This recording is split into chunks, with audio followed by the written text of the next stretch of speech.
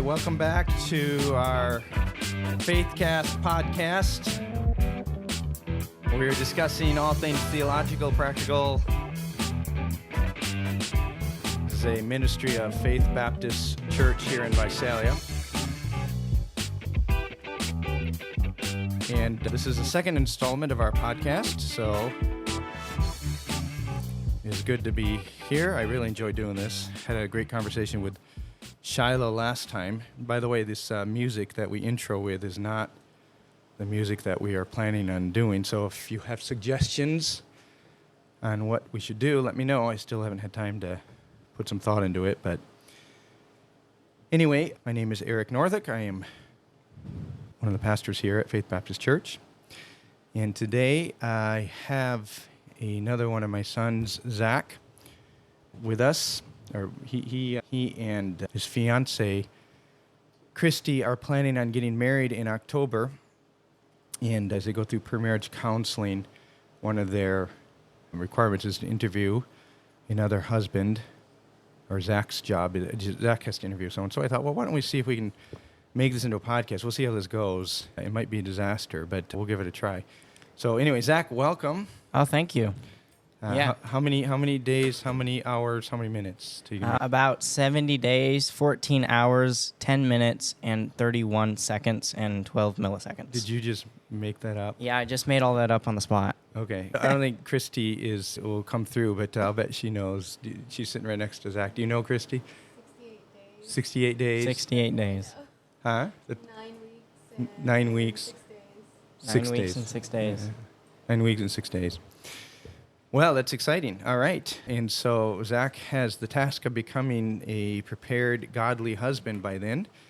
So he's wanting to glean from his dad, and so he's hopefully get some good advice here. We'll see.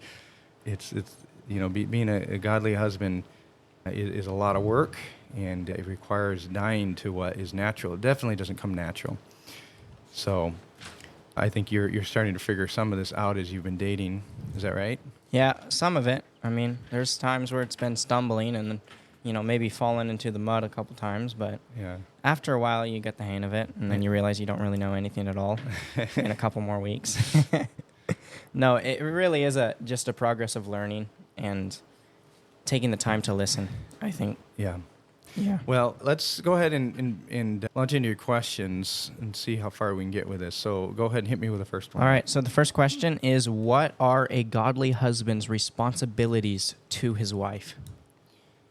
Well, I think back to my premarriage counseling and where I first heard this described. And a godly husband is a leader, a lover, and a learner. He's a leader, a lover, and a learner. He must lead. He sets the tone in the home spiritually. He sets the direction of the home. And so he's leading. He doesn't lead from behind. He leads from the front. He takes the shots. He's seeking what is best for his wife and for his kids.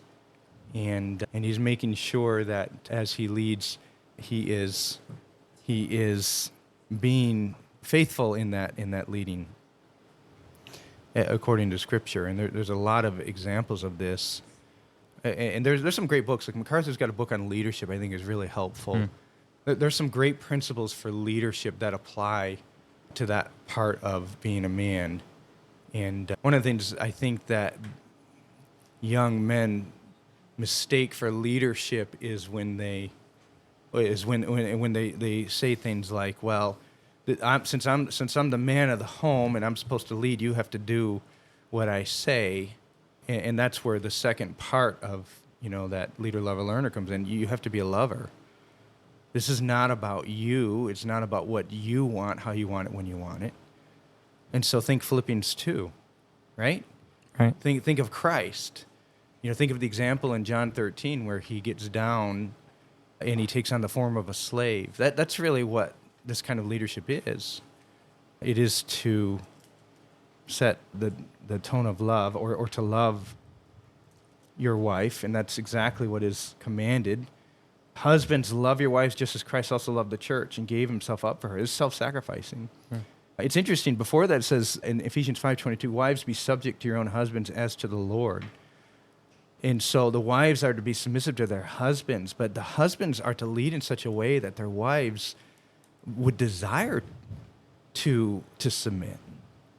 There should be a Christ-like kind of loving going on where the wife feels protected and cared for, that her desires are being considered as the husband leads. Does that make sense? Yeah, I think that makes sense. And then you have learner, leader, lover, learner. You're never going to know how to lead or to love your wife by nature. You were born by nature knowing how to love yourself. Right. We all were, right? Right. This is something that I think you've heard a lot in the home. Right. Our sinful tendencies have selfish tendencies, and so you've got to learn how to love her, and so which means you've got to learn about her. Like my wife is very unique in the way that God made her, and it's beautiful in the way that He made her. Even the oddities like spilling ink, as Christy just did on the table here. There's different ways that different ways that God made Christy and your mother, and so you've got to learn how. So, like if you find yourself on a camping trip and she wants to have a photo taken and you want to chop wood, well, it's because of the way that she's created, that she wants to take in the scenery and take the picture. I say that because we went camping this weekend, and that actually came up, which was a great learning opportunity in the way that the two of you think, right? Yeah. Did you learn something from that?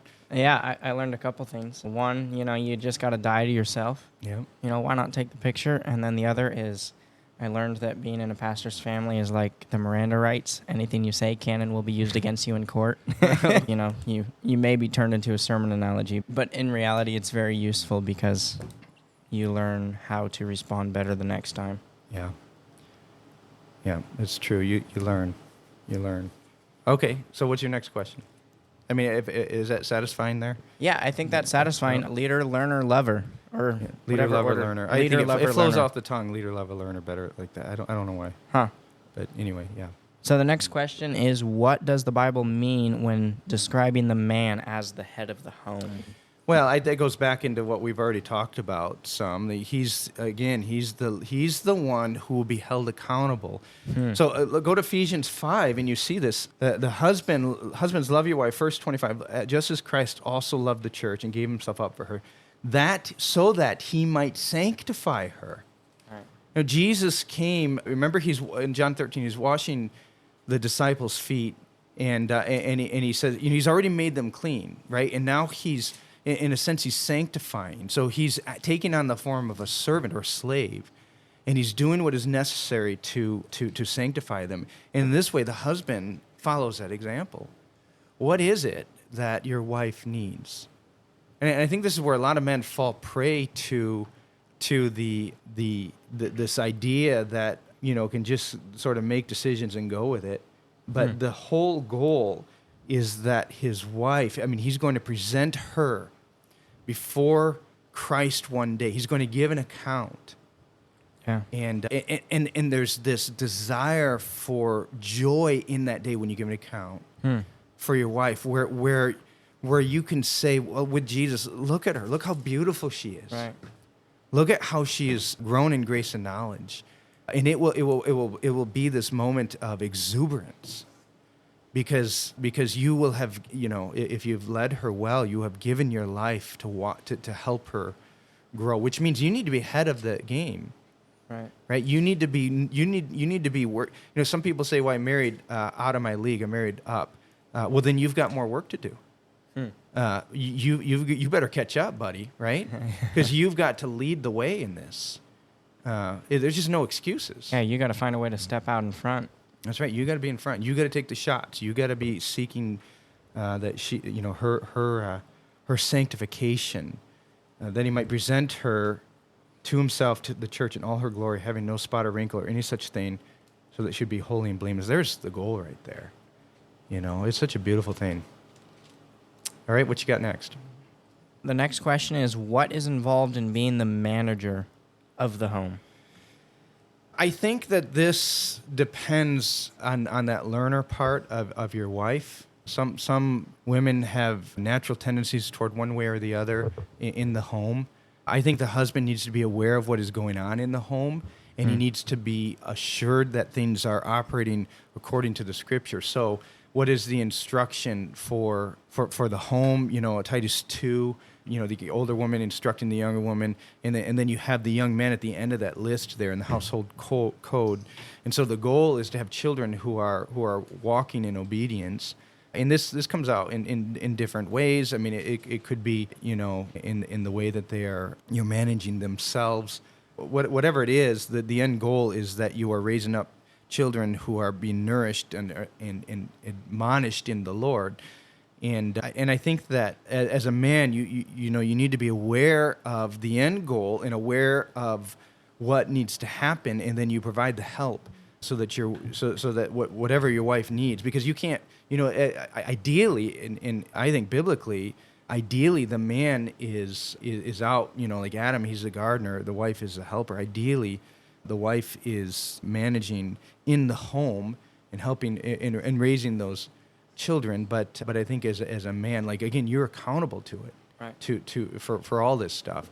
So you need to equip your wife, and you need to fill in whatever gaps that are there. But I think the bottom line is, knowledge, knowing what's going on, being aware, and making sure the details are taken care of. And it just varies depending on the home makeup. Like in our home, we have 7 boys, and there's a different makeup in our home than somebody with only a couple kids.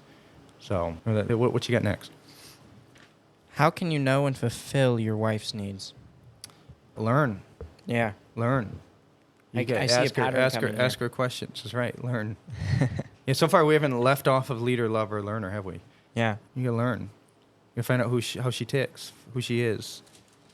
Take her out on dates, ask her questions. I can already hear my wife in the back of my mind. Yeah. Why don't you do that more? Yeah. We all need to do this more. We need to spend time getting to know our wives. And if we're really interested in helping her grow in grace and knowledge and becoming blameless with no spot or wrinkle or any such thing, then we're going to be keenly interested in finding out what her needs are. Like 2 Peter 3:7.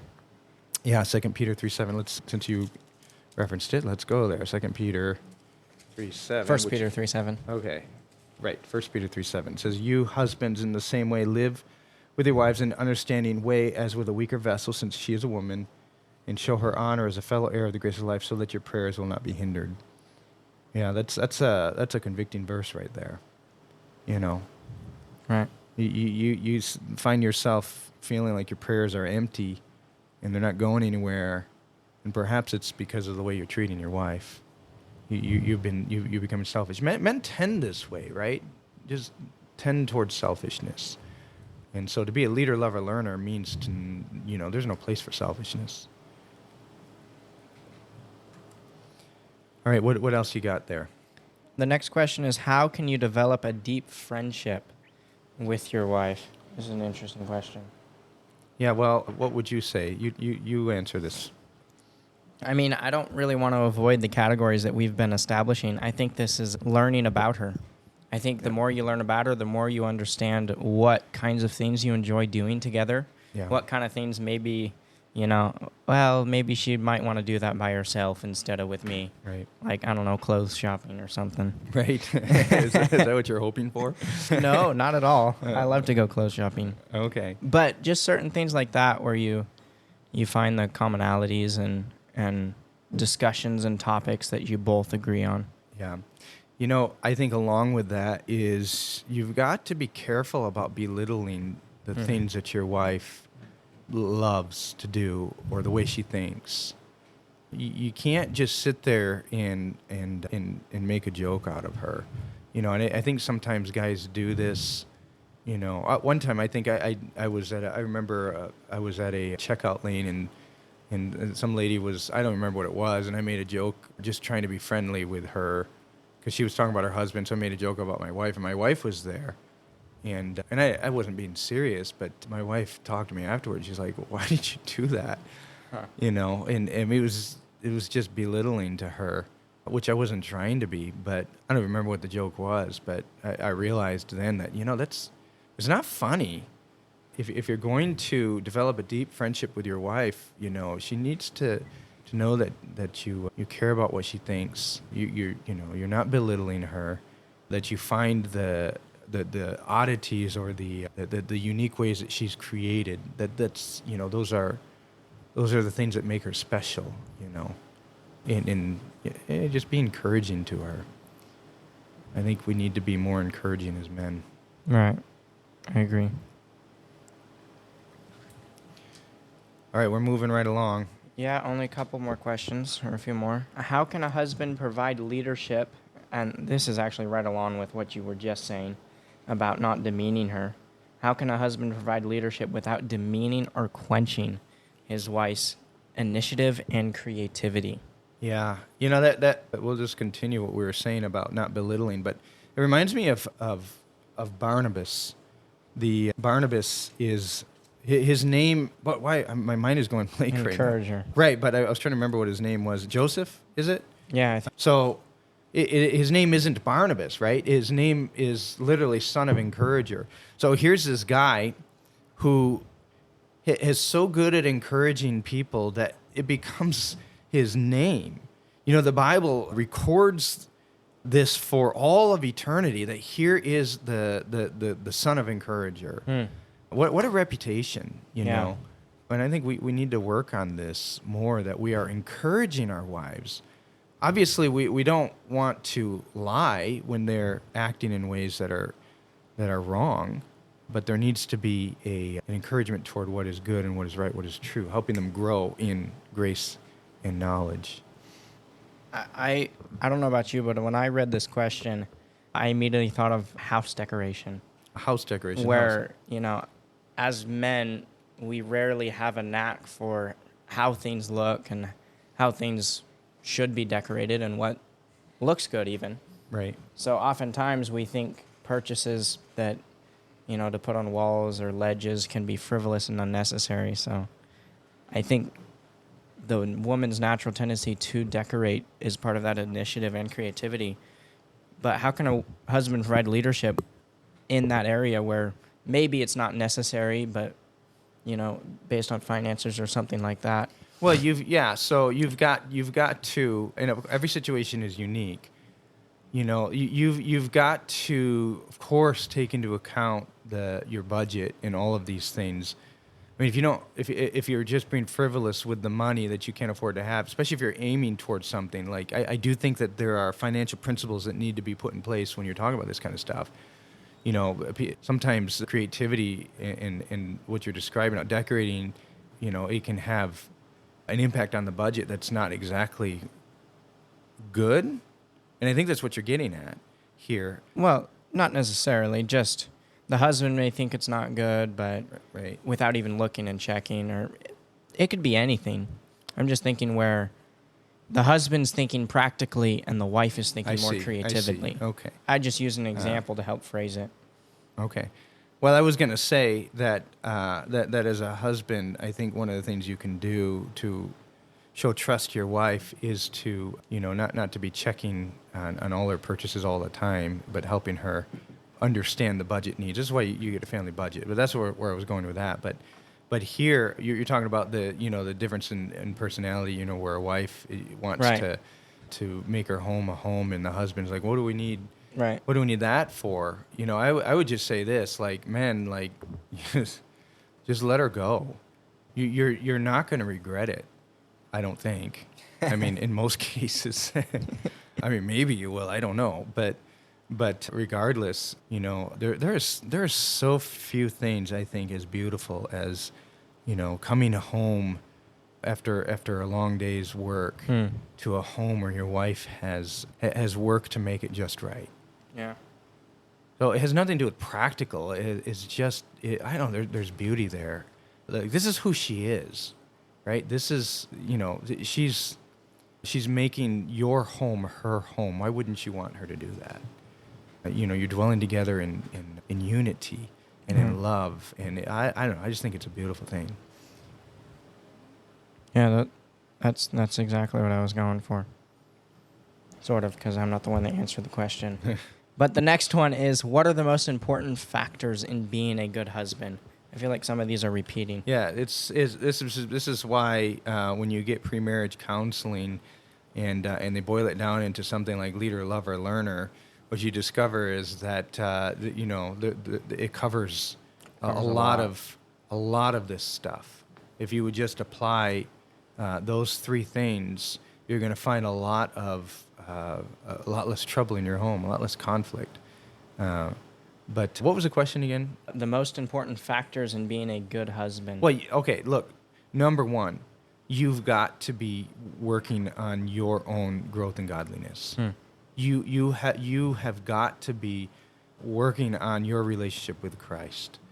That is first and foremost, because that will dictate everything else. Right. You have got to be working on your grasp of theology. Everything theological works out practical. You're just not going to get to the practical unless you first look at who God is. And so you've got to be doing the work and leading the way in this. That is number one. You've got to be able to answer your wife's questions. In fact, the Bible says this. That Paul told the women in the church to be silent because they were dealing with just chaos in the church. And he says, if you have a question, ask your husband at home, and that assumes that your husband is learning and growing. And so the husband is like the priest of the home. And so you think about the church. You've got the church. So you've got the shepherding in the home. You got shepherding in the church. And the first stop in the home is the husband. So you've got to act like the shepherd. And so I don't remember what the question was. Being most important factors. The of most being important a good factor. That's husband. right. It's the first part of that statement. Be the priest of the home. Right. Be the priest of the home. Be the leader of the home. Everything else will. I really think it'll fall in line after that, because, and over. Like I was talking to a man the other day or last week who, this happens a lot where the man will get saved and the wife won't, or sometimes the other way around. But just by virtue of the man acting like a man and leading in his home and growing in grace and knowledge, it has this effect of winning over, your wife toward these things. It does far more than being able to win arguments when she sees the kind of man that you are, that you take your faith seriously, that you take your walk with Christ seriously, that you're not messing around. One of the worst things I think, and I know I'm going to ruffle some feathers with this, but I hear this a lot, and I understand it's good-natured and all that. It's funny, I've said this myself in good humor, but, when like there's two kids in the home and the wife says, well, actually I have three kids, and she's referring to her husband who's just a big kid. Right. Right. Well, that's all fun, when you're having fun. But in reality, that is not a good thing. If your reputation is that you're just a big kid, but you're not serious about the things of God, you're setting up disaster in your home. And I just can't stress this enough. You've got to lead the way.